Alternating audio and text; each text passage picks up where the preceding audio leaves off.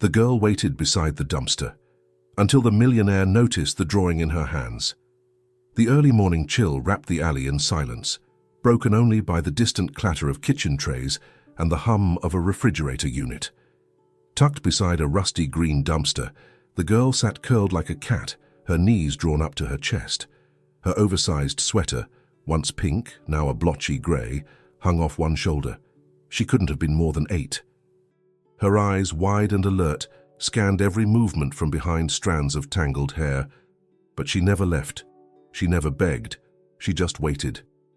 Every day, just before lunch rush, she would take her spot beside the dumpster behind Carano's, the ritzy Italian restaurant in Midtown. The waitstaff had grown used to her. Some dropped leftover rolls or a piece of lasagna in a napkin near her feet. None of them asked questions. There was something in her silence that discouraged small talk. Something about the way she clutched that crumpled piece of paper in both hands, as though it were the only thing in the world that truly belonged to her. No one knew her name. No one knew where she went at night. Some assumed she had a shelter bed somewhere. Others figured she didn't. But they all agreed on one thing: the girl was different. She didn't look broken like many of the kids who drifted through the alleys. She looked expectant, as if she were waiting for someone specific. At precisely 11:47 a.m., just like every other Thursday, Vincent D'Ambrosi stepped out of his black Range Rover, his tailored navy coat flaring slightly in the breeze. The CEO of D'Ambrosi Industries, he was used to being noticed. But today, his eyes drifted past the valet, past the glass doors of Carano's, and stopped sharply on a movement in the alley. There she was, the girl, again. Vincent had noticed her once or twice before, but never for more than a second.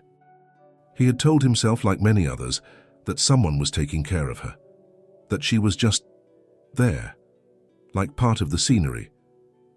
But today, something tugged at him, a strange pull in his chest.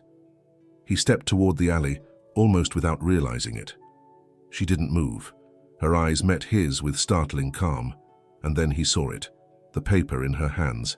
She was holding it out toward him slightly, not offering it, but not hiding it either. He squinted. A drawing. It was childlike but detailed, an elegant sketch of a woman's face.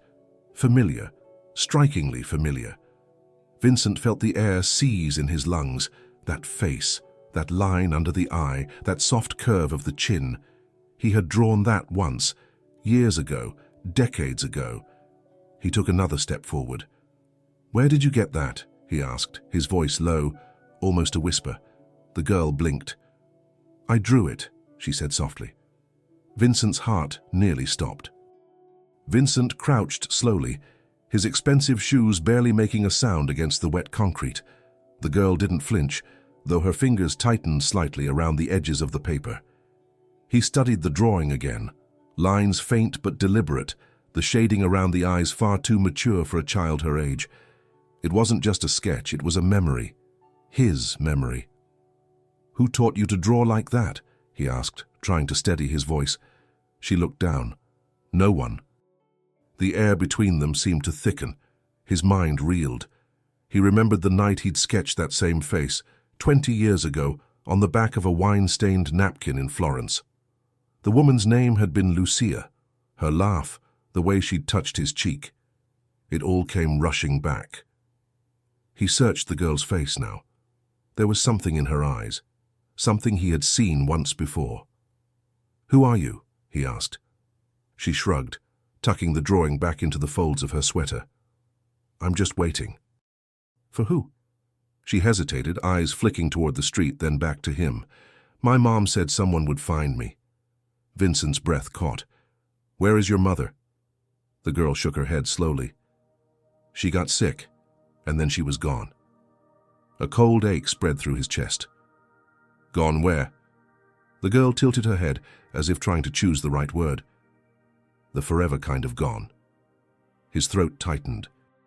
Suddenly the world around them, the clatter of dishes from the kitchen, the honking of distant traffic, faded into a dull hum. He could only see her. This small, solemn child with a drawing that shouldn't exist in her hands. He took a slow breath. What's your name? She looked at him directly this time. Leah. He whispered the name. It echoed in his mind like a bell. Leah. A server poked his head out from the kitchen door and froze when he saw Vincent crouched in the alley. Mr. D'Ambrosi, everything all right, sir? Vincent straightened but didn't take his eyes off the girl. Yes. Give me a minute. The door clicked shut. Leah stood now, hugging the drawing to her chest. She looked so small next to the dumpster, and yet something about her felt unshakable, grounded. She turned as if to retreat deeper into the alley. Wait, Vincent said, stepping forward. I want to talk to you, please. She paused. Why? He struggled for an answer. The truth felt too wild to say out loud, that a child he'd never met was holding the ghost of a memory he thought he'd buried. I think I knew your mother, he said instead. Leah blinked. Lucia? The name hit him like a punch. Yes, he breathed. Lucia. She nodded once, then looked away. Then maybe you're the one. Vincent's pulse pounded in his ears. The one for what? She turned slowly, her voice barely audible. The one she said would come back for me. The words hung in the air, delicate and devastating. Vincent felt as if the ground beneath him had shifted, as though the alley no longer existed, replaced by fragments of memories he hadn't dared revisit in years. He had walked away from Lucia. He'd had to. His father's company was crumbling, and Florence had been a dream he couldn't afford to keep. But he never knew. He never imagined. I don't understand, he said slowly, trying to tether himself to the present. Lucia, she told you about me. Leah nodded. Only sometimes, when she was tired or sad, she said your name in her sleep sometimes. Vincent's throat burned. Did she ever tell you who I was to her? The girl shrugged. Just that you were someone she loved, someone who left before I was born. His heart fractured. There were no photos, no messages, no goodbye, just a single night he thought had faded into memory. But to Lucia, it had meant more. And now, here was this child. A living echo of a love he hadn't dared name. Leah looked down at her worn sneakers, her voice barely a whisper. She used to say that one day I'd meet you, and I'd know. She said I'd feel it in my bones. He watched her, every inch of her face now a mirror of Lucia. Her eyes, the shape of her nose, even the quiet resilience in her voice. But there was something else too, a flicker of his own mother's fierce determination. Leah, he said softly, how long have you been out here? A while. Where do you sleep? She hesitated. Different places, sometimes the church steps, sometimes under the bridge. Vincent's hands curled into fists. This wasn't right. It wasn't safe. How had no one seen her? How had she slipped through every crack in the system? I want to help you, he said finally. Come with me. I can get you something to eat, a place to stay. She eyed him carefully. You don't have to pretend. I'm not. You're rich. People like you. You don't take kids off the street. He dropped to one knee again, the words catching in his throat. If you really are Lucia's daughter. I am, she said, with a quiet certainty that shook him. He nodded slowly. Then you're mine too. She flinched, just slightly. She never said that. Maybe she wasn't sure, he murmured. Maybe she was afraid. But if you'll let me. I want to know the truth. I want to know you. Leah stared at him for a long moment. Then, without a word, she reached into her sweater and pulled out the folded paper again. She handed it to him, not as a gift, but as a key. On the back of the drawing, in soft, faded pencil, was a name. Vincent D'Ambrosi. Underneath it, a single word. Dad. Vincent's breath left his body in a sharp exhale. The paper trembled slightly in his hands as he traced the delicate letters, his name written in a child's careful hand, and beneath it, that word, that impossible word. He looked up at Leah, but she wasn't watching him. Her eyes were on the street far away, as if expecting the moment to vanish like all the others. Did she... Lucia, did she tell you to write this? Leah shook her head slowly. No, I wrote it after she died. He swallowed hard, his throat dry and aching. Why? She looked at him now, her voice quiet but firm. Because I thought, if I wrote it, maybe it would come true. The ache in his chest deepened. How many nights had this child sat alone, dreaming up a father from nothing more than a name and a fading memory? How many people had passed her by without a second glance? And yet, here she was, unbroken, defiant, waiting. Vincent stood and reached into his coat pocket, pulling out his phone. I'm taking you somewhere safe, now. Leah's brows furrowed. Where? My place. You'll have your own room. Clothes, food. He paused. Anything you want. She hesitated. I don't want anything.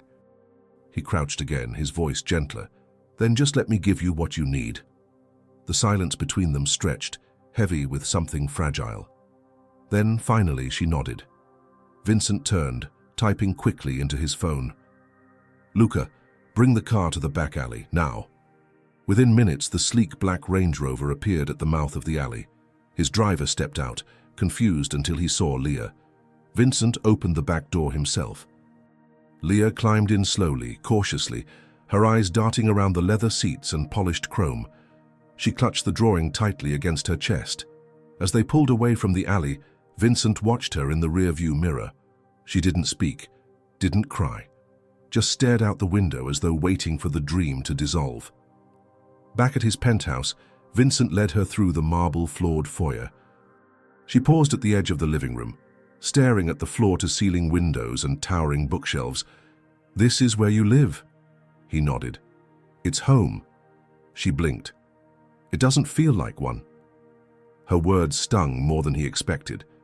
He guided her to a guest room, warm, cozy, with a window seat and a bed piled with soft blankets. You can sleep here tonight, he said gently. There's a bathroom through that door and clothes in the closet. Leah sat on the edge of the bed, the drawing still in her hands. Vincent hesitated at the door. Do you want anything? She shook her head. He turned off the light and started to pull the door closed. Then her voice stopped him. Will you still be here in the morning? His heart twisted.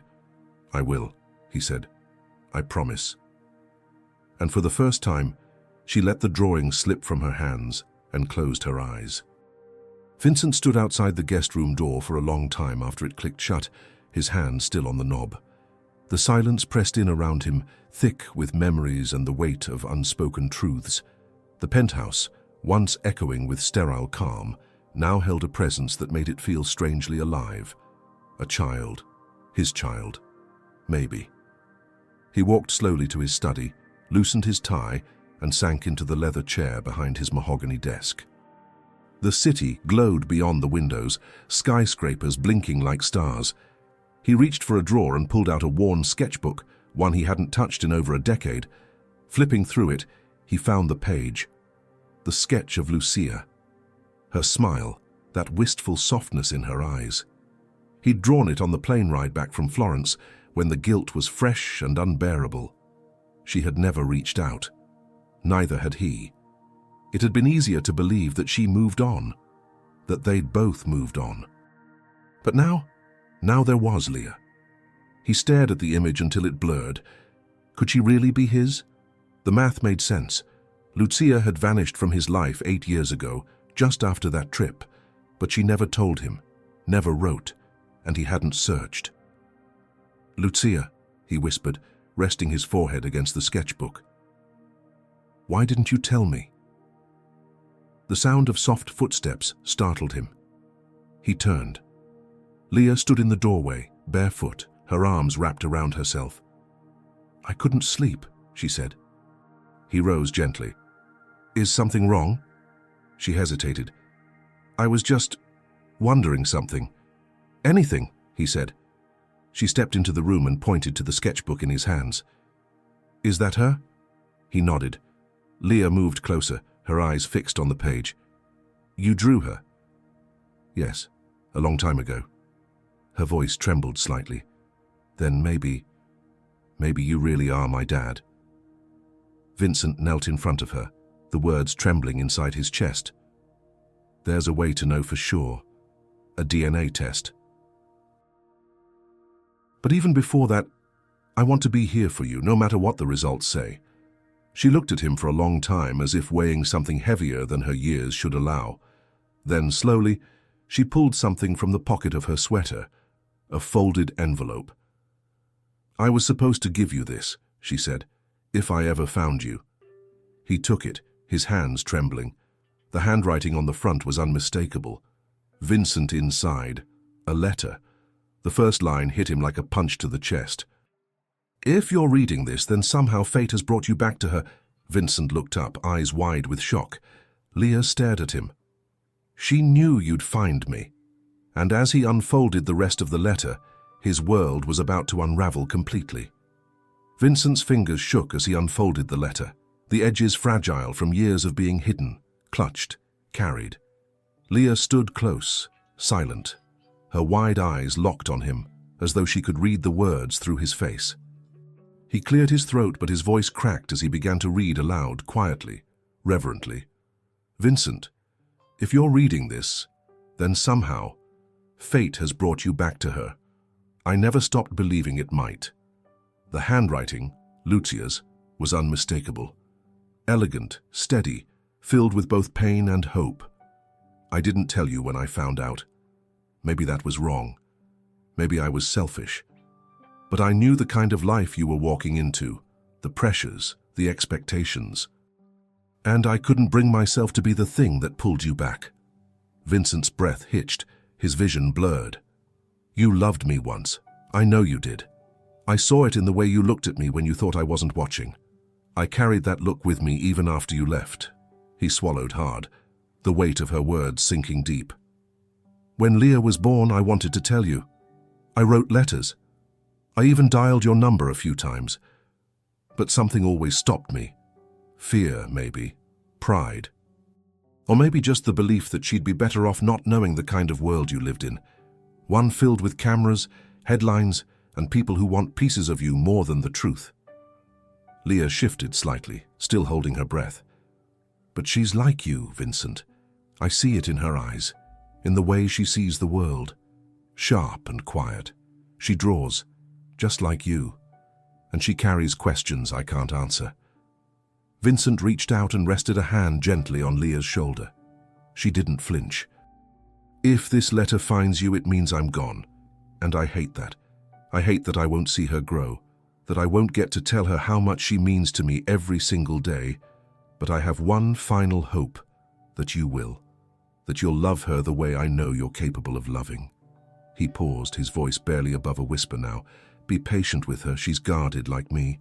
But her heart is strong, and if you let her in, she'll change your life, just like she changed mine." "With all the love I never stopped carrying, Lucia." The room fell into silence. Leah blinked slowly as though absorbing every word, every pause.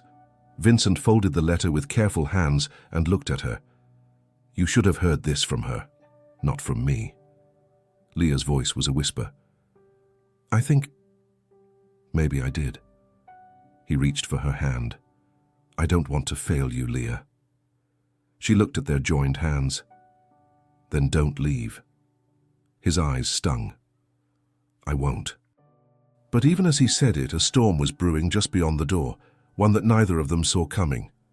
The next morning, sunlight poured through the tall windows of the penthouse, casting golden lines across the hardwood floors. Vincent stood at the kitchen island, awkwardly scrambling eggs while burning toast and Googling, "What do 8-year-olds eat for breakfast?" It was a new kind of chaos, messy, unfamiliar, and oddly comforting. Leah walked in quietly, wearing a hoodie 2 sizes too big and clutching the sketchbook he'd left for her the night before.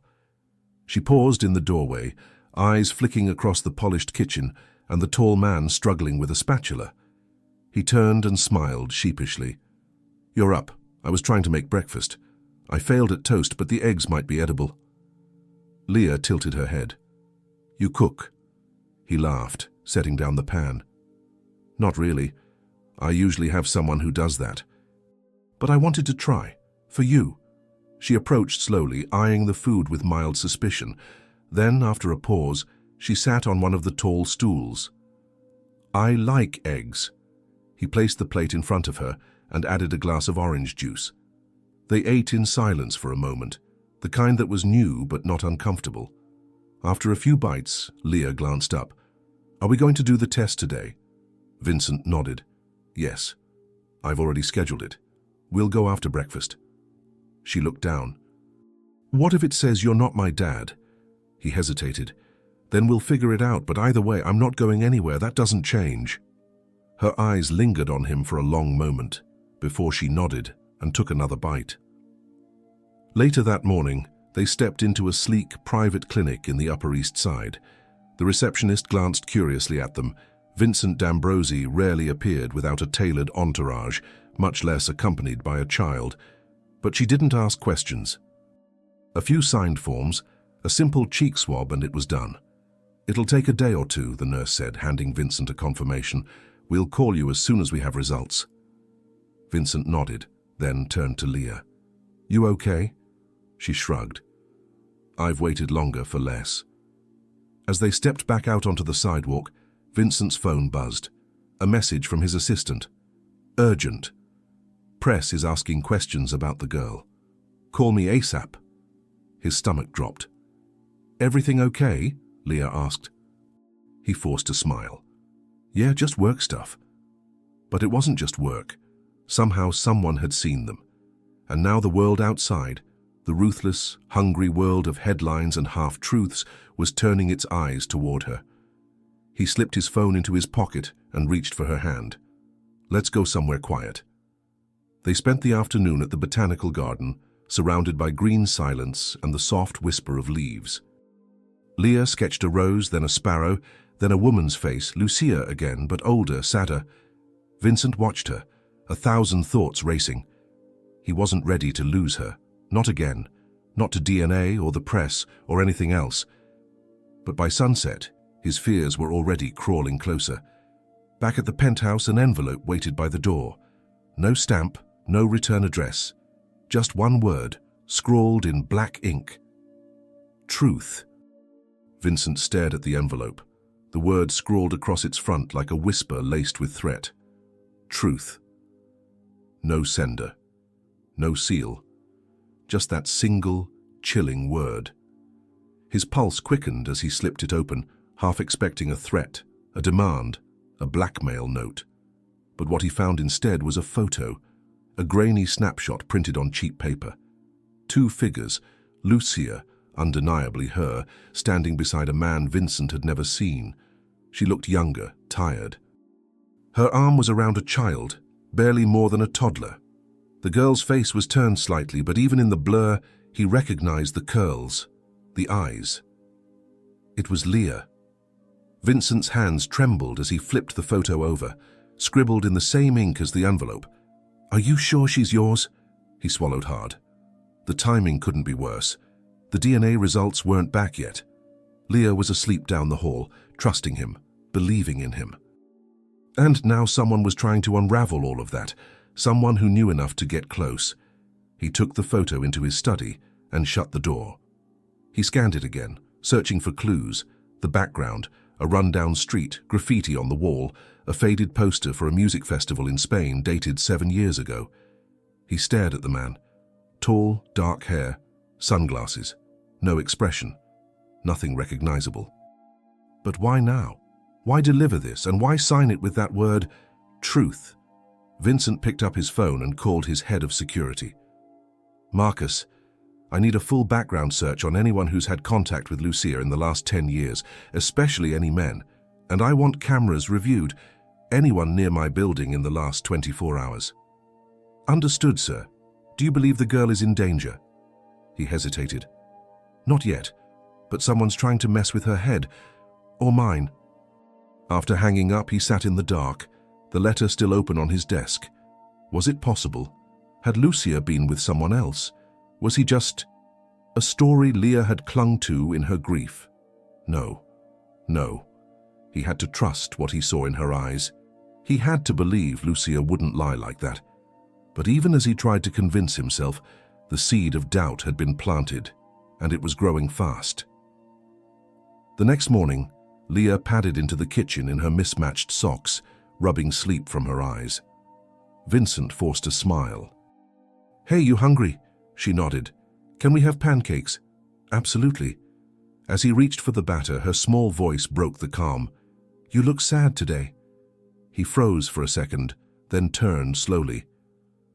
"I'm just tired, that's all." She watched him for a moment, then said, "Did someone say something?" He hesitated. "Why would you ask that?" "Because I heard the door last night," she said. "And sometimes, when people get scared, they lie with their eyes." He knelt down, meeting her gaze. "No one is going to take you away, you hear me?" She didn't answer, and in that moment he knew someone else might already be trying. The day unfolded with an eerie calm. Vincent cancelled meetings, ignored calls, and stayed close to Leah. They spent hours in the library room, her curled up in a reading nook, him pacing near the window, watching the street below like a man expecting ghosts. Every shadow, every passerby felt like a possible thread, unraveling the life he was just beginning to build. Around 2 p.m., his phone buzzed again. This time, it was the clinic. "Mr. D'Ambrosi," the nurse said, "we have the DNA results. Would you like us to email them or—" "I'll come get them in person," he said quickly. "I need to be sure." He hung up and turned to Leah, who was sketching a tree in a notebook. "Hey," he said softly, "I need to step out for a little bit." Her pencil stopped. "Am I coming?" "Not this time, just for an hour. I'll have Marcus stay here with you, okay?" She didn't say anything at first. Then, with a small voice, "You're still coming back?" He kneeled beside her, resting a hand on her shoulder. "Always." The drive to the clinic was silent. Vincent stared out the window, replaying everything. The alley, the drawing, Lucia's letter, the photo.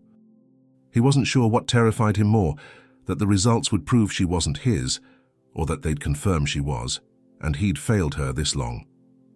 At the clinic, the receptionist handed him the envelope. It was thin. Too thin, he thought. But he didn't open it there. He waited until he was in the car, parked, engine idling, the envelope trembling in his hands. He slid a finger under the seal and unfolded the single page inside. Paternity test result. Positive probability of paternity. 99. 97%. Vincent stared at the numbers, barely breathing. She was his. His? He laughed, but it came out as a choked breath. Relief, guilt, joy, all tangled in his chest. Lucia hadn't lied. Leah was his daughter, and someone else knew.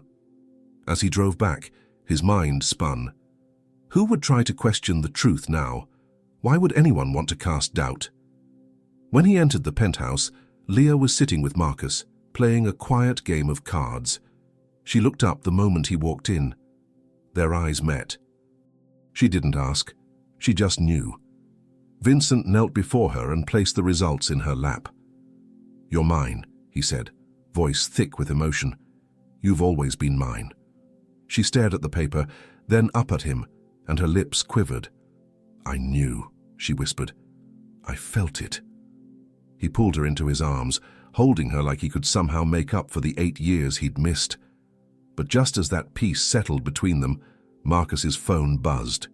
He stepped away to answer, then turned back, his face pale. "Sir, you need to see this." He handed Vincent the phone. On the screen, a news headline blazed, "Mystery child linked to Vincent D'Ambrosi, hidden daughter or elaborate hoax." And under it, Leah's face, her drawing, public, exposed. Vincent's jaw clenched as he stared at the article.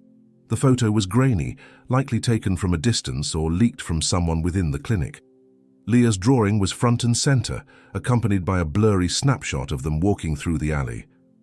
The headline didn't scream truth, it screamed scandal, the kind of story that sold clicks and shredded reputations. He looked at Leah. Her face was blank, but her shoulders had gone rigid. She had seen it. The words, the way they questioned if she was real, if she belonged. Who took that?" she asked, barely audible. Vincent stood. "It doesn't matter." Yes, it does. Her voice rose, not in anger, but fear. They're going to come now. Everyone. They're going to take me away. No, they won't. He knelt in front of her, gripping her hands tightly. No one is taking you anywhere. You're safe here, with me. Her eyes filled with tears, but she didn't let them fall. People don't care if it's true. They only care about the story. He pulled her close. Then we tell them the real story together. That evening, Vincent called an emergency meeting with his publicist, lawyer, and security team. The penthouse transformed into a crisis center, voices rising over phones, emails flying, strategies debated. But in the center of it all, Leah sat quietly on the couch, sketchbook on her lap, drawing a small bird inside a cage. The lawyer paced. We can try to shut it down, but once a story like this hits the tabloids, it's wildfire. You'll need a statement, preferably one that confirms nothing. I'm not denying she's my daughter, Vincent said firmly. The publicist sighed. Then we need to frame it, control it, make it about your integrity, your desire to protect her privacy. Leah looked up then. I don't want to be a secret. Everyone fell silent. Vincent crossed the room and knelt beside her again. You won't be, not anymore. She nodded slowly. Then, with quiet resolve, she said, Then tell them everything. About my mom. About the drawing. About how you found me. He blinked. You want that? She looked him in the eye. It's not just your story now. It's mine too. Later that night, Vincent sat in front of a camera in his study. No crew, no flashy production, just him speaking from the heart. My name is Vincent D'Ambrosi, and this is a message to the world and to a little girl who waited in silence for someone to notice her. The video was raw, emotional, honest. By dawn it had gone viral, but not all the attention was kind. As the city buzzed and opinions flew, another envelope arrived. This time with no photo, just a handwritten note. She's not the only secret Lucia left behind. And this time, it was signed. A. Vincent stood at the window, the city sprawling before him like a chessboard of blurred lights and shadows. He held the new envelope in his hands, his thumb running over the signature. A single letter. A. No surname, no return address. Just that cryptic, taunting message. She's not the only secret Lucia left behind. Behind him, Leah was asleep on the couch again, wrapped in a blanket too large for her small frame, one hand still clutching her sketchbook. She had asked for the TV to stay on, some soft cartoon playing at low volume, to help her sleep. He knew she was trying to feel normal, whatever that meant. He opened the envelope slowly. Inside, a torn page from a notebook, lined and smudged. The writing was hurried, uneven. But the words were deliberate. You think you know who she was, you don't. There are places Lucia went that you never followed, people she trusted, and one of them kept something from you. Ask yourself, why did she hide your daughter? And who else did she hide her from? Vincent sat down heavily, the letter trembling in his grip. The words played in a loop, prying open doubts he'd been trying to bury. He had believed Lucia's letter was the full truth, raw, heartbreaking, final. But now this stranger was pulling at loose threads. He glanced toward Leah, her chest rising and falling in the soft rhythm of sleep. She was his. He had the test to prove it. But had Lucia truly been alone when she raised her? What had she meant in the letter when she said she feared pulling him back into her world? He opened Lucia's letter again, scanning it for anything, any name, any hint. But it was careful, too careful. She had written like someone guarding something deeper. He picked up his phone and called Marcus. I want everything, every address Lucia lived at, anyone she worked with, talked to, neighbors, any lead we didn't chase before, and find out who this A might be. I want names. I'm on it, Marcus said. As dawn crept over the skyline, Leah stirred. She rubbed her eyes and sat up. You didn't sleep. Vincent forced a tired smile. Didn't want to miss breakfast. She studied him for a second. You got another letter, didn't you? He hesitated. then nodded. Her voice dropped. "Is it about her?" He nodded again. "Maybe. Someone who says they knew her. Someone who says she wasn't alone." Leah looked down at her sketchbook. She never let anyone close, except one person. Vincent's breath caught. "Who?" "I don't know his name, but sometimes late at night when she thought I was sleeping, she'd talk on the phone. She'd say his name like it hurt, like she was mad and sad at the same time." He sat beside her. "Do you remember anything else?" She paused. "Just that she always called him A." And for a moment, the world stilled. The enemy, or maybe the key, had been close all along. Vincent leaned forward, his heart thudding in his chest. "She called him A? Just the letter?" Leah nodded. Sometimes she'd whisper. Other times she'd cry.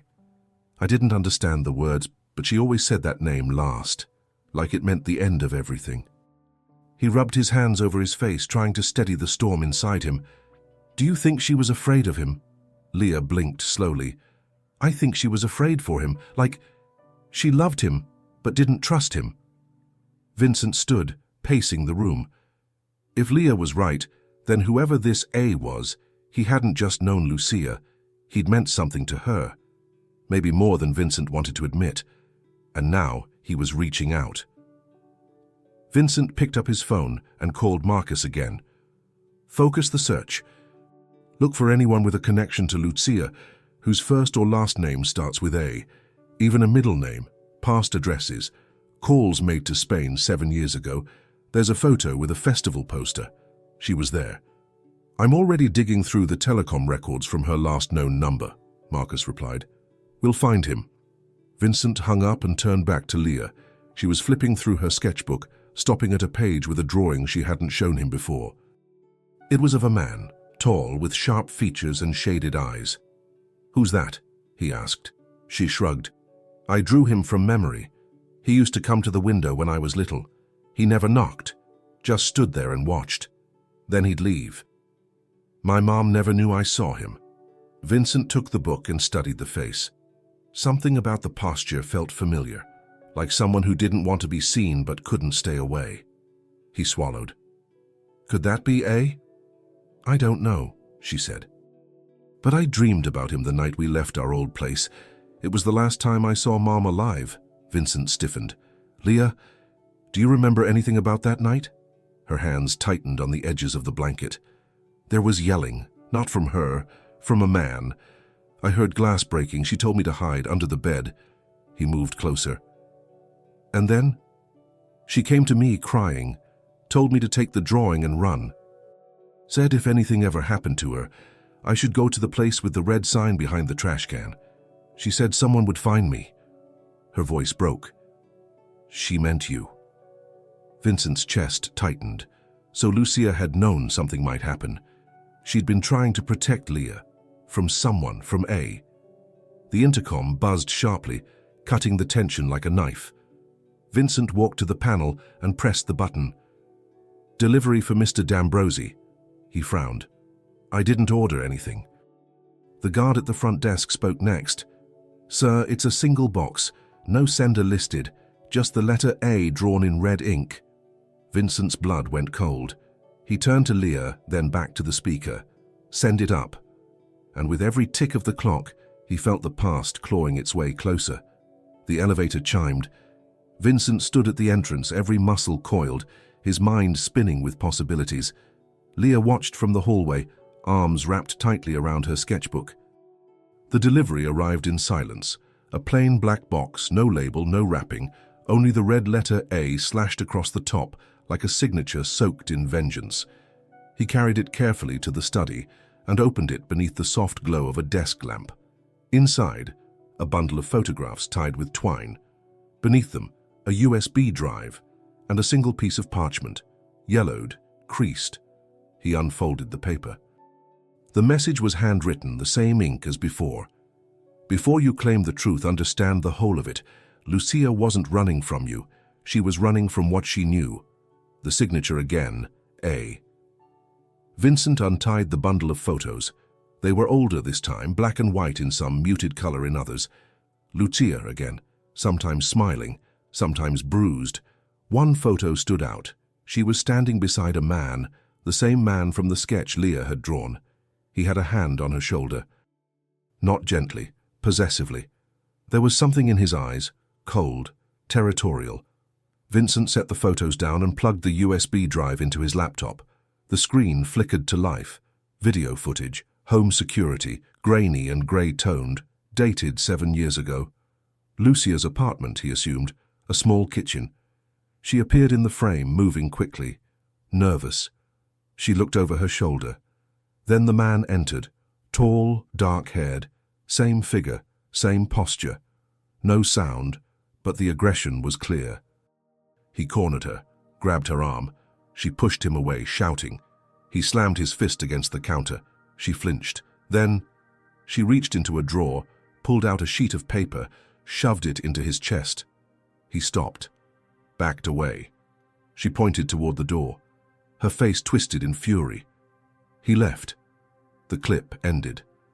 Vincent leaned back, his heart racing. This wasn't some ex. This was someone who had power over her. Someone she feared, but also defied. He heard soft footsteps. Leah appeared at the door. "Is it him?" she asked. He didn't need to ask who she meant. He nodded slowly. "I knew it," she said. "He's the shadow.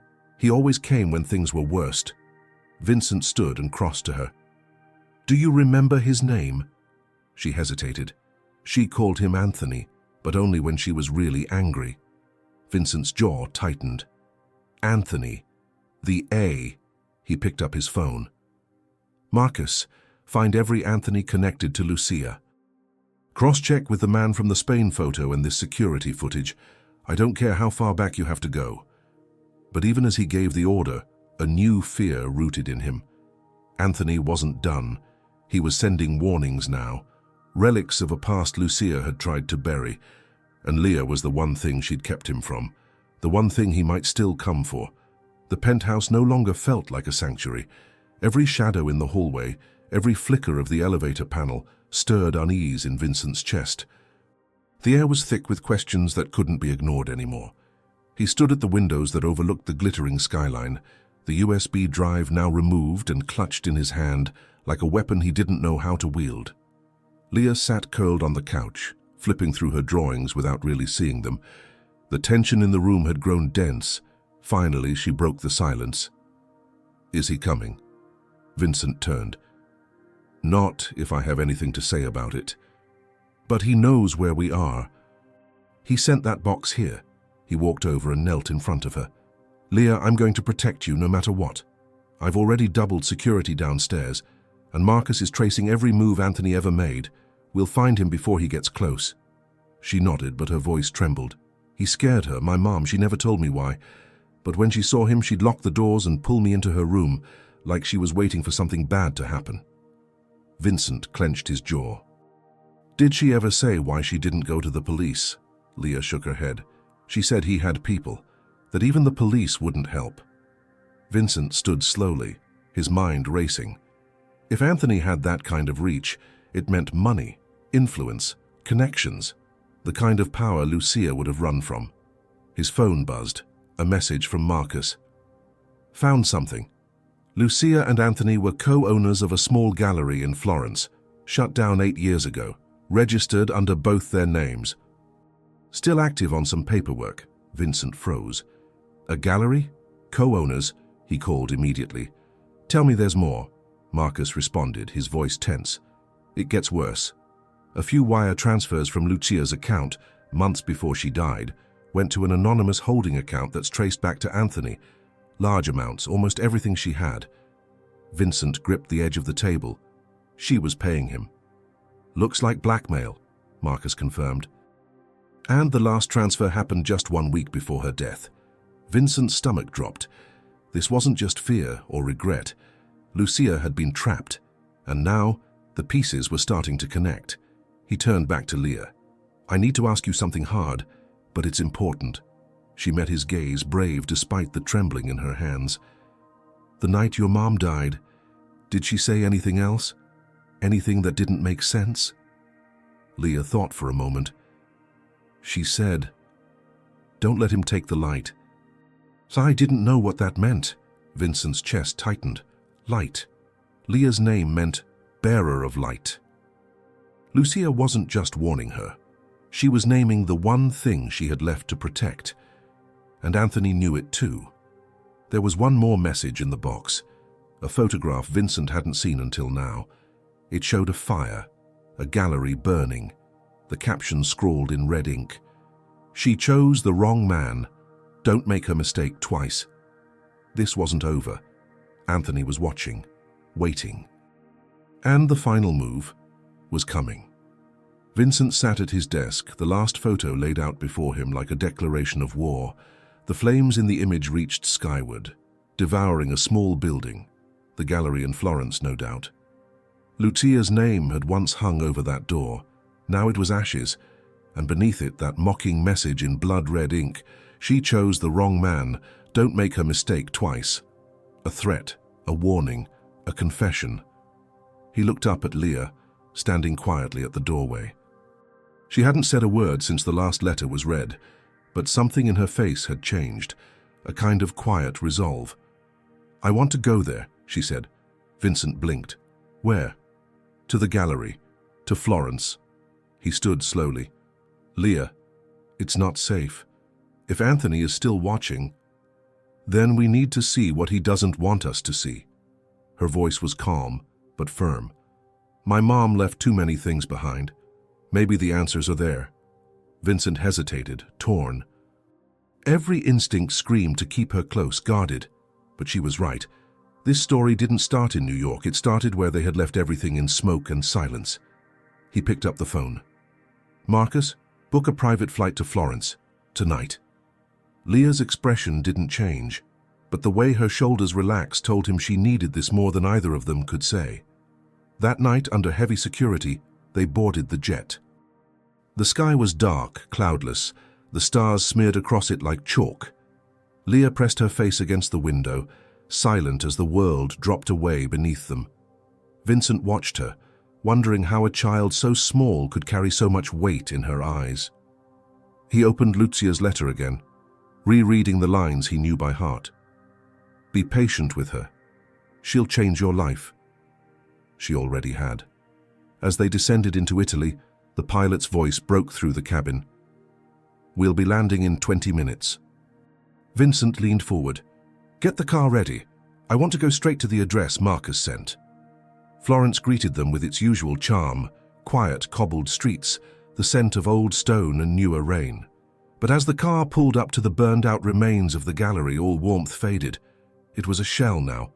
Blackened windows, charred walls, a padlocked iron gate.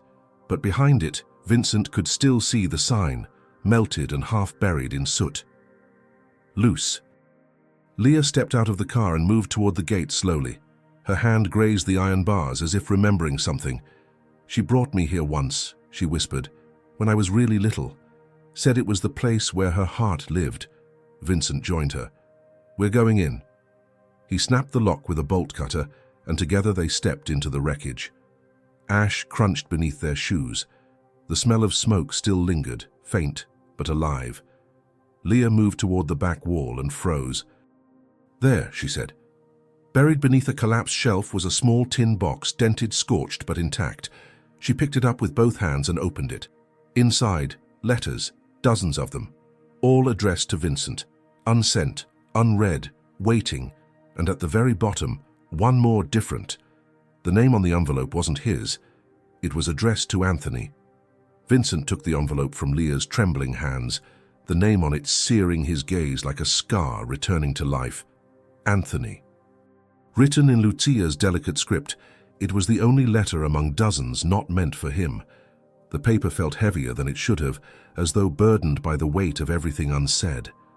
Leah stepped back, eyes fixed on the box, now open on the floor, her mind spinning. She wrote to you all those times? Why didn't she send them? Vincent knelt beside her. Maybe she wanted to. Maybe she couldn't. Or maybe... He held up the letter to Anthony. He stopped her. He slowly opened the envelope. Inside was a single page, yellowed and creased at the corners. The ink had faded slightly, but the emotion in the words bled through. Anthony, I'm writing this because I need you to understand what you destroyed. Not just the gallery, not just what we built. You destroyed trust. You destroyed the part of me that once believed you could change. Vincent's hand clenched the page tighter. You said I was yours, that Leah was yours, but you knew, deep down, you knew she wasn't. That's why you tried to bury the truth, why you threatened me, why you took everything I had left and used it to keep me afraid. Vincent froze. The pieces were clicking into place faster now. She is not yours, Anthony. She never was. And that's why you'll never get to touch her. Not as long as I live, not as long as I can protect her. Leah looked up at him, her eyes wide. She wrote that to him? Vincent nodded slowly. She was trying to stand up to him, even when he had everything. He read on. I've hidden what you wanted, you'll never find it. Because it's not a thing, it's not money, it's not property, it's her, and she's everything good you'll never understand. One day, maybe he'll come, Vincent. Maybe he'll find her. Maybe he'll forgive me. But even if he doesn't, she'll still have more love in one breath than you ever gave me in a lifetime. Vincent folded the letter, his throat burning.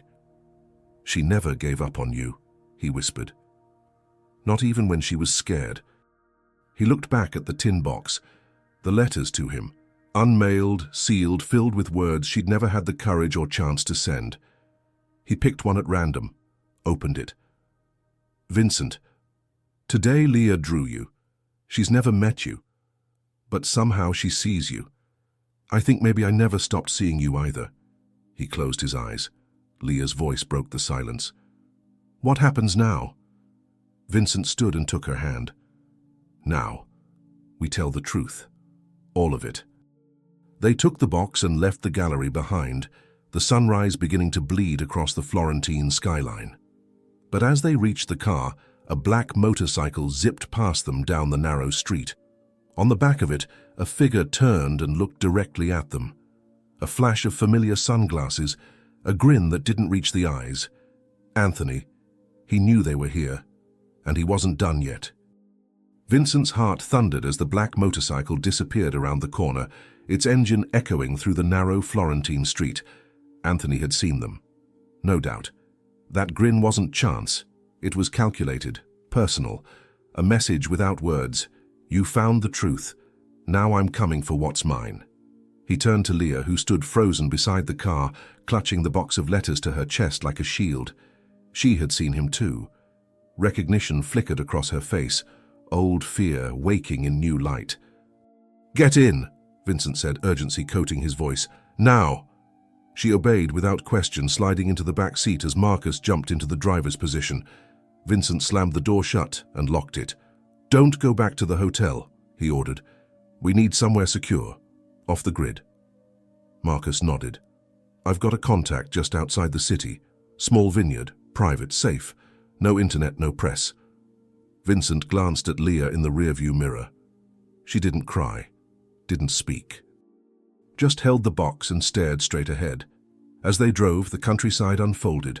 Rolling hills, olive trees, stone walls that had stood for centuries. But peace was a mirage. In the shadows of those hills, danger stalked them now. The vineyard house sat nestled between rows of vines, modest and quiet. A local family owned it, old friends of Marcus's. They greeted Vincent with polite glances, no questions asked, and quickly disappeared to leave them alone. Inside, the house was simple. Stone floors, wooden beams, the scent of lavender drifting in through open shutters. Vincent guided Leah to the living room and knelt beside her. Are you okay? She didn't speak for a long moment. Then, he didn't forget me. No, Vincent said, jaw tight. He didn't. She looked at him then, something more than fear behind her eyes. He thinks I'm his. Vincent nodded slowly. But he's wrong, and now we have proof. They spent the rest of the day going through the letters. Some were short, hurried scribbles. Others were long confessions of love, regret, and longing. A life Lucia had lived in silence, words meant only for him, never sent. With each one, Leah seemed to understand more of who her mother was, Not just the woman who protected her, but the one who loved deeply, painfully, and completely. As night fell, Marcus returned with a USB stick. "Pulled this from a closed-circuit feed 2 blocks from the gallery," he said. "He followed you. Watched the gallery for hours. He's waiting for something." Vincent inserted the drive. On screen, grainy footage of Anthony leaning against a wall, smoking. Then, he made a call. The audio was broken, but fragments were clear. "Don't let them leave. Box was moved. Girl has it." Vincent's skin went cold. He turned to Marcus. "He has someone watching the airport." "Every exit most likely," Marcus said. "We can't go back the way we came." Vincent nodded. "Then we don't. We go to her past, her people. Someone must know why he's still after this. There's something else he wants." Leah spoke softly. "The map." Vincent turned. "What map?" She opened her sketchbook. Tucked between the pages was a crumpled sheet, colored with fading red pencil. "My mom drew this. She said it was from when she was young. She called it her last promise." Vincent studied it. Landmarks, coordinates, a symbol etched in the corner. He looked at her. "What's there?" she whispered. The reason she ran. The map was old, creased, smudged, drawn with the hand of someone in hiding but still desperate to be found. Vincent and Leah sat at the wooden table, the lamp above them casting a pool of golden light over the page. Mountains curved in the background. A small chapel was marked with a cross. And at the edge of the map, drawn in Lucia's distinct handwriting, was a single phrase, "Where the light was born." Vincent ran his fingers over the paper. "Do you know what this means?" Leah shook her head. "Only that she kept it hidden. In the pages of a fairy tale, she said it was the only place she ever felt safe." Marcus leaned over the map, analyzing. "This looks like northern Italy, maybe near the Dolomites. That chapel, it might be San Pietro in Val di Funes. It's remote. Barely anyone goes there anymore." Vincent stood. "We go there, first thing at dawn." But dawn wouldn't wait. Outside, headlights sliced through the vineyard. A single engine, then another. 3 cars pulling in silently, deliberately. Vincent raced to the window. Black vehicles, tinted windows, no plates. "They found us," he muttered. "He found us." Marcus was already moving. "I'll hold them off. Take the girl. Out the back, through the field. There's a service road that runs through the vines. Go now." Vincent turned to Leah. "Grab the map and the letters." She stuffed them into her backpack, her hands trembling but steady. They burst through the back door as the vineyard erupted in light and shouting. Behind them, voices barked commands in Italian. Footsteps thundered up the stairs. But Vincent kept moving, one hand on Leah's back, the other clutching the small tin box like a sacred object. They ran through the vineyard rows, ducking under branches, shoes soaked in dew. Leah stumbled once, but Vincent caught her. Ahead, a motorbike waited, hidden beneath a tarp, Marcus's backup plan.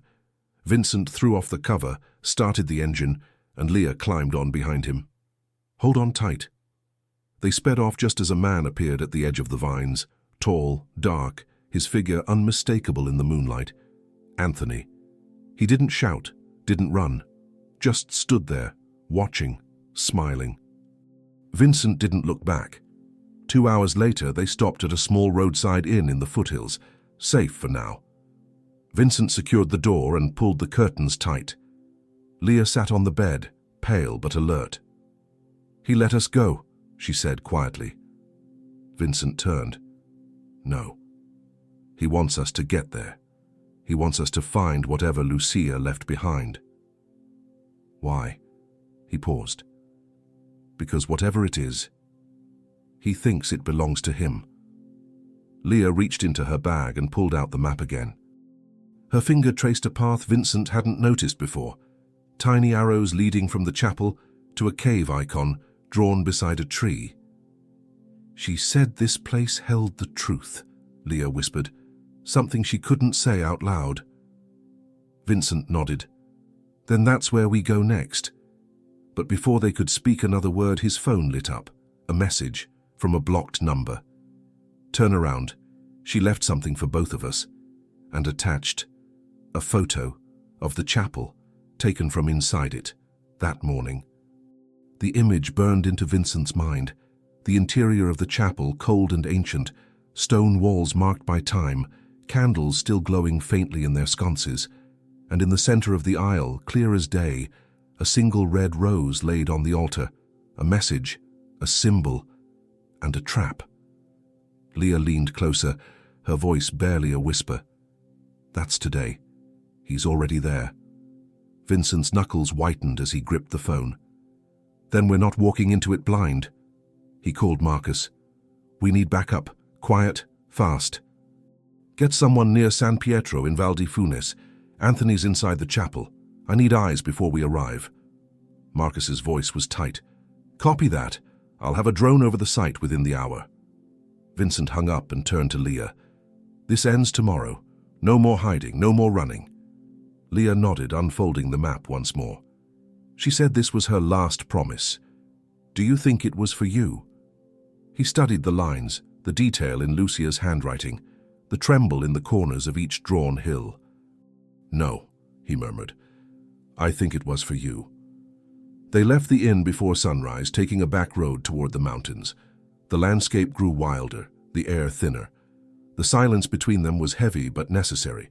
Vincent kept one eye on the GPS, the other on the map, comparing every turn, every landmark. Hours passed. Then, just as the sun cracked over the Dolomites, the chapel came into view, perched alone on a green slope, framed by jagged peaks and mist. San Pietro, small, isolated. Beautiful in a way that made your chest ache. Marcus called. Drone confirms. Chapel is empty now. He was there, just one man, but he left 20 minutes ago, left the rose behind. Vincent exhaled. Keep the drone nearby. If he returns, I want to know before he breathes. They parked at the edge of the clearing and approached on foot. The morning air was cold, laced with pine and memory. Leah walked ahead of him, calm but purposeful, the map pressed to her chest. They entered the chapel in silence. It was exactly like the photo. Small wooden pews, a faded mural of saints above the altar, and in the center, the rose. Leah walked toward it slowly. Her hand hovered over the petals, but she didn't touch. Vincent's gaze scanned the room. Nothing disturbed. No cameras, no sounds but their breath. Then she spoke. There's something here. He turned. What? She pointed to the mural. She used to tell me a story about a saint who hid secrets in paintings. She said one day I'd understand. Leah stepped onto the altar platform and reached for the base of the mural. Her fingers brushed over a corner that had been poorly restored. With a soft click, the panel shifted. Vincent stepped forward. Leah, wait. But she had already pulled it open. Inside, a small metal box, wrapped in silk, tied with a red ribbon. She handed it to him. He opened it slowly and froze. Inside were 3 items. A second letter addressed to Anthony. A flash drive. A faded birth certificate. He pulled out the certificate first. His eyes scanned the page, then his breath caught. It wasn't Leah's. It was another child's. A boy. Born 9 years ago. To Lucia. And the father listed was Anthony. The room seemed to tilt around Vincent as he stared at the birth certificate, the paper trembling in his hands. A boy. Lucia had a son, a name he didn't recognize. Matteo Salvatore. The father's name. Bold, undeniable. Anthony R. Salvatore. Leah stood frozen beside him, her eyes darting between Vincent and the document. She never told me. Vincent exhaled slowly, trying to steady the storm now roaring through his mind. Lucia had kept a second secret, a second child. But why? Why hide the boy from everyone, including Leah? He turned back to the box, picking up the flash drive. We need to see what's on this. They left the chapel quickly, every step now soaked in urgency. In the car, Vincent connected the drive to his laptop. A single folder appeared. Matteo, if I don't make it. Inside 3 video files, he clicked the first. Lucia appeared on screen. Her hair was longer, her face weary but fierce. She was sitting in a small, dimly lit room. Her voice cracked with emotion. "Matteo, if you're seeing this, it means I wasn't strong enough to protect both of you. I hope Leah is safe. I hope Vincent found her. But you need to know the truth." She paused, swallowing back tears. "Anthony is your father. But he is not your protector. He's not your guide. He's the reason I had to disappear, the reason we've lived in the shadows. He loved control more than he ever loved us. When I tried to leave, he found us, threatened me, took everything." Vincent sat frozen, Leah clutching his arm now. "I had no choice but to separate you. I placed you with someone I trusted, an old friend. If she's still alive, her name is Sofia Rinaldi. She lives near Lake Garda. She promised to raise you as her own." "I'm so sorry, Matteo. I did it for your safety." The screen went black. The next video autoplayed. Lucia again, but this time her expression was terrified. She was holding something, her arm bruised, her hair tangled. "He knows. He knows you exist. He'll come for you, Matteo. And if he can't find you, he'll try Leah, because he thinks you're his legacy, his heir." The final video loaded. It was shorter. Lucia stared straight into the camera, calm now, resigned. "If you ever find each other, promise me this. Protect each other. Don't let his lies divide you. Leah carries light. You carry fire. Together, you'll survive." The screen faded to black. Silence filled the car. Then Leah whispered, "He's my brother." Vincent nodded slowly. "Yes. And he's out there." She looked at the map in her lap. "Lake Garda. That's where we go next." He nodded again. "We find him before Anthony does." But before they could plan their next move, Marcus called again. His voice was strained. "Sir, we have a problem. A massive transfer just hit the international watch list. Funds wired from an old gallery account, cleaned out." Vincent's stomach dropped. "Where to?" "A remote villa, outside Lake Garda. Name on the account?" A pause. "Matteo Salvatori." Vincent's heart nearly stopped. Matteo wasn't hidden, he was waiting, and he may not be the boy Lucia remembered. The road to Lake Garda twisted through lush hills and sleepy villages, but for Vincent and Leah, the beauty blurred into the background. They were racing towards something, or someone, that Lucia had hidden not just from the world, but from them both. The truth was no longer just about blood or memory. It had become a battleground. Vincent gripped the steering wheel, his eyes locked on the GPS. "We're 2 hours out. The villa's on the northern edge, near the cliffs, isolated, protected." Leah sat quietly in the passenger seat, the map open in her lap, though she no longer needed it. She stared at the name scribbled beside the marked location, Matteo. "Do you think he even knows about me?" she asked finally. Vincent didn't answer right away. "I don't know, but he's used your mother's money. That means he knows something, or someone told him." She frowned. "Anthony." "Maybe," Vincent said. "Or maybe he's been listening to ghosts for years." They drove in silence for several miles. Then Leah turned to him. "If he's been raised by someone else, what if he hates her? What if he believes Anthony?" Vincent tightened his grip on the wheel. "Then we show him the truth. We give him the letters, the video. We remind him who Lucia really was." As they neared the villa, Marcus's voice crackled through the speakerphone. "Sir, perimeter's already secured. My men are in position. No visible movement yet. No signs of Anthony." Vincent nodded. "Keep it that way. We go in quietly." The villa emerged from behind a row of cypress trees, tall and elegant in its solitude, old stone walls, blue shutters, a wrought iron gate that had long since rusted open. They stepped out of the car, the late afternoon sun casting long shadows over the gravel drive. Leah clutched her backpack tightly, the letters inside like a heartbeat. At the front door, Vincent knocked. No answer. He tried the handle, unlocked. They stepped inside. The air was cool, clean, and silent. The foyer opened into a spacious room with shelves full of books and canvases leaning against the walls. Paintings, some abstract, some shockingly detailed. Vincent froze in front of one. It was of Leah, drawn from memory, clearly, but older, wiser. The curls were there, the same eyes, the face of a girl Matteo had never met, yet somehow knew. Footsteps echoed from above. They turned. A figure stood at the top of the stairs, late teens, tall, lean. Sharp eyes that flicked between them like a hawk assessing danger. He was holding something in his right hand, hidden partially in the folds of his coat. "Matteo?" Vincent asked. The boy didn't answer at first. He looked directly at Leah. "You're her," he said. "The one from the drawings, from the stories." Leah took a step forward. "I'm Leah. Lucia was my mom too." He narrowed his eyes. "She never came back."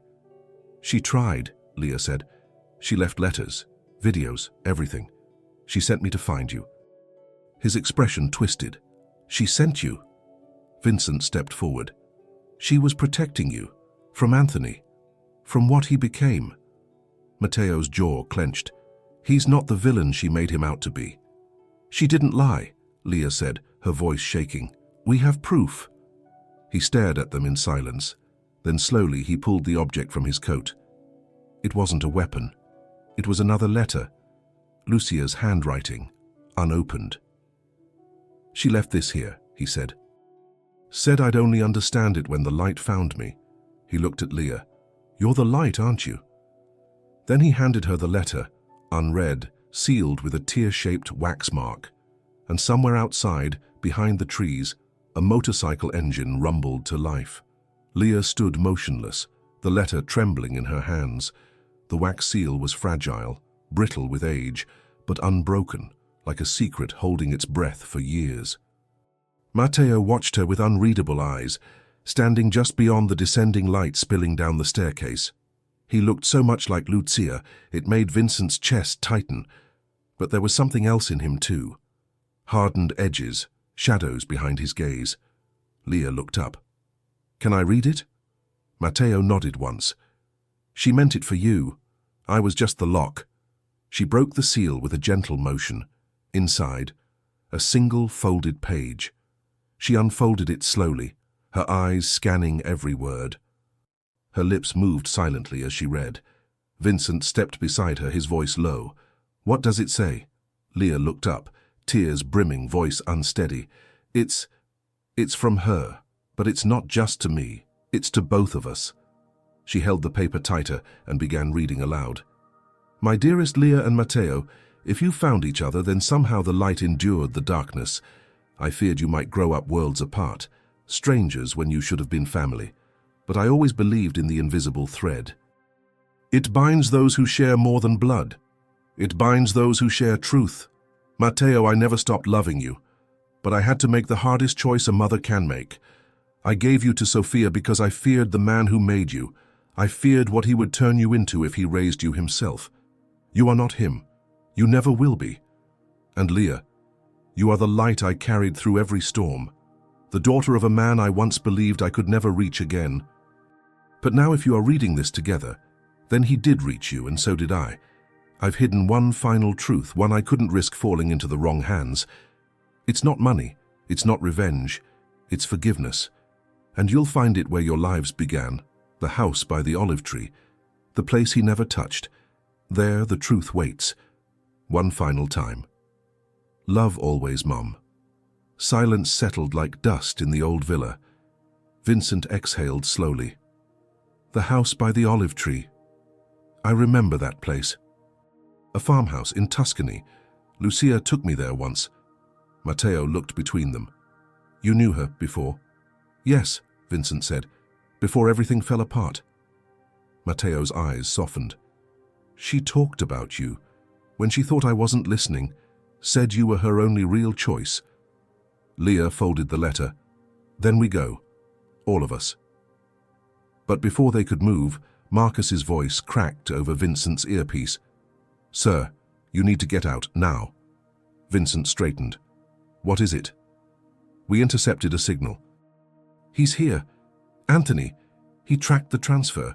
He's heading toward the villa, fast. Vincent turned to Matteo. Is there another way out? Matteo nodded. The cellar leads to a back road. Old wine trail. I used it before. Vincent grabbed the box, the flash drive, and the letter. Lead the way. They moved quickly, heading down narrow steps into a cool, musty cellar lined with old barrels and bottles. At the far wall, Matteo pulled aside a wooden panel, revealing a tunnel that led out to the woods. As they reached the opening, the roar of a motorcycle echoed through the valley. Leah turned back one last time. Through the vines, she saw him, Anthony, standing by the villa, watching, again, always. He didn't move, but this time, his hands were empty, and his eyes were on Matteo. They moved swiftly through the dense brush behind the villa, the fading sun casting long shadows across the rugged terrain. Matteo led the way with surprising ease, his steps sure, his eyes sharp. Leah clutched the letter to her chest, while Vincent kept pace close behind, his mind racing. Anthony had arrived. He hadn't tried to stop them, not yet, but his eyes on Matteo had spoken volumes. What does he want from you? Vincent asked, as they reached a dirt trail winding into the hills. Matteo glanced back, his jaw tense. He thinks I'm his legacy, that I'll carry his name, his empire. But I never wanted that. Vincent frowned. You knew about him. I lived in fear of him. Sophia never said much, but I figured it out. The way she'd freeze when men in suits showed up. The way she made me memorize escape routes. I always knew he'd come. And now he has, Leah said softly. The trail narrowed, climbing up into the olive groves. Dusk was settling in, the trees casting eerie shadows across the stone path. In the distance, the farmhouse came into view, a worn but beautiful structure wrapped in ivy, its roof dappled with age. Vincent stopped at the gate. I haven't seen this place in 20 years, he said almost reverently. She brought me here once, said it was the only place that ever felt like home. Matteo pushed the gate open. Then this is where it ends. They stepped inside. The house was silent, dust-covered but intact. Everything remained where it once was, a scarf draped over a chair, a photograph of Lucia and a younger Vincent smiling under the olive tree, a baby blanket folded on a shelf. Leah walked to the center of the room and paused. She was here, all of her, she said, eyes watering. You can feel it. Matteo nodded. Yeah, like she's still watching. Vincent moved to the far wall, where an old desk sat beneath a shuttered window. A lockbox sat there untouched. He opened it. Inside, 2 passports, one for Leah, one for Matteo. Tickets, cash, a final escape plan, and beneath them, a second flash drive. Vincent plugged it into his laptop. Lucia appeared again, older now, her voice thinner but steady. This is my last message. If you're watching this, then the storm has passed, or it's about to. Matteo, Leah, I never meant for you to be enemies, but the world we were born into wasn't kind. It forced choices, terrible ones. But the last choice is yours. Not mine, not Anthony's, not Vincent's. Yours. She held up a photograph of the 3 of them, photoshopped together. I dreamed of this, even if I never got to see it. But if you're here and you've found this, then the past is yours to forgive or destroy. She looked straight into the camera. And Anthony, if you're watching, I forgive you, but I will never let you win. The screen went black. A noise sounded outside, gravel shifting. Vincent turned. A shadow passed the window. Anthony. He was here. And this time, he wasn't watching from afar. The front door creaked open slowly. Footsteps, measured, deliberate, crossed the threshold. Vincent stepped in front of Leah and Matteo, shielding them instinctively as Anthony emerged from the shadows. He looked older now, more weathered, but the cold fire in his eyes had only grown sharper. He wasn't here to negotiate. Anthony's voice was calm but edged like a blade. So, the family reunion's complete. No one answered. He looked at Matteo. I knew you'd end up here. Blood always finds its way home. Matteo didn't flinch. This isn't your home. Anthony smiled faintly. Isn't it? I paid for it, protected it. Even when Lucia ran, I kept it standing. You didn't protect anything, Leah snapped. You chased her until she broke. Anthony turned to her, the smile vanishing. You, the girl she chose over me, the one she hid. Vincent stepped forward. She didn't choose between you, she escaped you. Anthony's expression twisted with something dark, hurt, rage, betrayal. She loved me, more than any of you will ever know.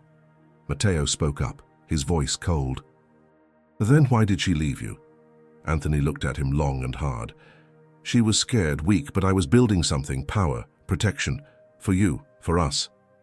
You were building a prison, Matteo said. A tense silence fell. Then Anthony reached into his coat. Vincent stepped between him and the children. Don't. But Anthony didn't pull out a weapon. He pulled out a letter, Lucia's handwriting. He held it out to Matteo.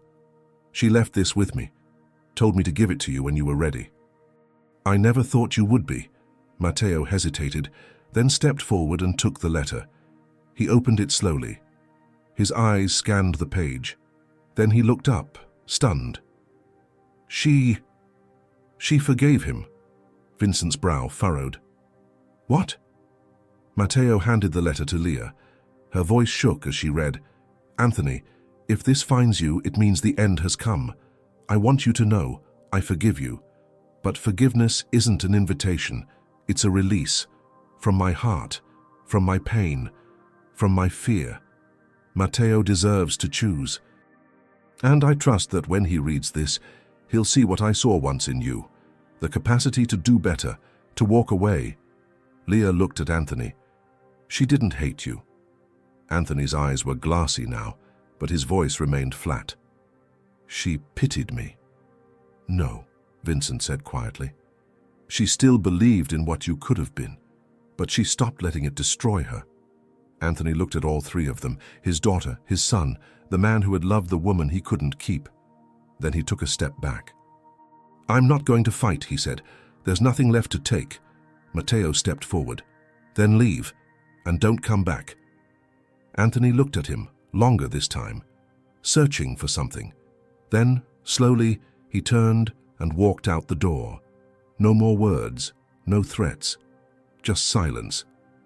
Leah collapsed into Vincent's arms, sobbing. It was over. But just as they let themselves breathe, Vincent's phone buzzed. A message from an unknown number. You think he was the last one? And beneath it, coordinates. Deep in the hills, one final secret still waited. The night had barely settled when they reached the coordinates. The location wasn't on any map, just a trailhead marked by an old wooden cross and a path swallowed by overgrown trees. Vincent held the flashlight steady as they walked, Leah and Matteo close behind. The air was cool and damp, and every step seemed to echo with a tension they couldn't shake. The message had been simple, ominous. You think he was the last one? Vincent had wanted to ignore it, but something about it felt undeniable. Lucia's world had been layered, complex, full of shadows that stretched further than any of them had known. After nearly 30 minutes of silence, they reached a clearing. In its center, a small crumbling stone building, a chapel, older than the last, forgotten by time. Matteo approached it first. It's the same one she drew in the margin of her journal, he said. I thought it was just a sketch. They pushed the door open. Inside, dust and ivy clung to the walls, and in the center sat a stone altar. But what caught their attention wasn't the altar. It was the floor beneath it, a steel hatch. Vincent knelt down, brushing away dirt and leaves. The hatch had no handle, just a carved emblem, Lucia's signature, the shape of a flame cradled by wings. She always said truth had to be protected, Leah whispered. They found a groove in the stone and pulled the hatch open together. A staircase led down, spiraling, ancient. They descended slowly, the air growing colder. At the bottom, they found a small underground room, lit only by a single flickering bulb. There was a desk, a box. And on the wall, dozens of documents, photos, scribbled notes pinned with tiny rusted nails. Vincent stepped closer, heart hammering. The documents, they were reports. Government reports. Lucia's name appeared on several. So did Anthony's, and another name, one Vincent hadn't seen before, Elena Fiore. "Who is that?" Leah asked. Matteo scanned one of the files. It says she was part of a witness protection program. Lucia and this woman were connected through something called Operazione Sangue. Vincent picked up a weathered binder and flipped it open. Photos fell out. Lucia, younger, standing beside Elena, military emblems on their jackets. Then, one final photo. Lucia holding two babies. Two, one in each arm. One marked LS, Lucia's initials. The other marked EF. Matteo picked it up, stunned. She wasn't just running from Anthony. Vincent nodded slowly. She was running from an entire operation, something bigger. They turned to the final file on the desk, sealed, labeled only Project Lumen Subject LIA. Leah stepped back, her face pale. Vincent opened it. Inside, pages of medical records, psychological notes, intelligence reports. Lucia hadn't just been a mother on the run. She had been part of something secret, powerful. And Leah had always been more than she ever knew. Behind them, the bulb flickered once, then went out. A voice echoed in the dark. "You've come this far? Now let's see what you're willing to lose to keep the light alive."